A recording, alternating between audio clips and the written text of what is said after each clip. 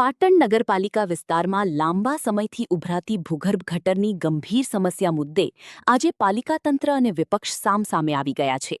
પાટણ શહેરના ward number 11માં આવેલી નિર્મલનગર સોસાયટીમાં ગટરના ગંદા પાણી આખા રોડ પર ફરી વળતા સ્થાનિકો ત્રાહિમામ પોકારી ઉઠ્યા હતા. આ અંગે ઉગ્ર રજૂઆત કરવા પહોંચેલા પાટણ શહેર કોંગ્રેસ પ્રમુખ અને કોર્પોરેટર દીપક પટેલ તેમજ સાથી કોર્પોરેટરો સાથે ચીફ ઓફિસરે અત્યંત બેહુદુ અને ઉદ્ધતાઈભર્યું વર્તન કર્યું હોવાના દીપક પટેલે આક્ષેપો કર્યા હતા. કોર્પોરેટર દીપક પટેલે આક્રોશ વ્યક્ત કરતા જણાવ્યું હતું કે લોકો સવારે ગટરની પીડા લઈને અમારા ઘરે આવે છે, જેથી અમે ચીફ ઓફિસરની ચેમ્બરમાં રજૂઆત કરવા ગયા હતા.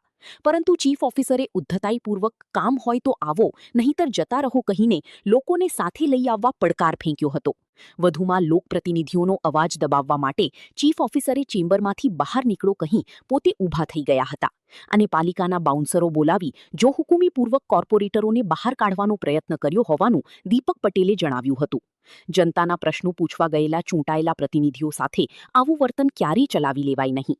જ્યાં સુધી પાટણ શહેરમાં ભૂગર્ભ ગટરની સમસ્યાનો કાયમી નિકાલ નહીં આવે અને નક્કર કામગીરી કે સંતોષકારક જવાબ નહીં મળે, ત્યાં સુધી અમે ચીફ ઓફિસરની ચેમ્બર બહાર જ અચોક્કસ મુદતના ધરણા પર બેસી રહેવાનું દીપક પટેલે જણાવ્યું હતું.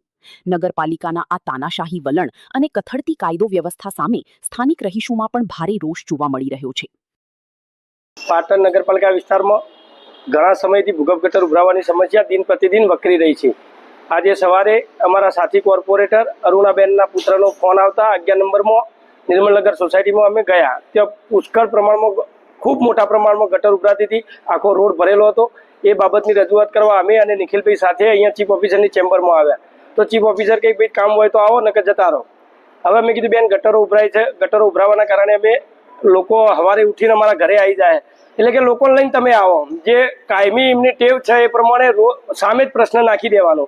એટલે અમે લોકોને લઈને અહીંયા આવીએ છીએ, ભાઈ લોકોની સમસ્યા હોય એટલે લોકો અહીંયા આવો, એ એમને ધ્યાન આપવું જોઈએ. અમારી સાથે પણ બેહુદ ઉદ્ધતાઈભર્યું વર્તન કર્યું.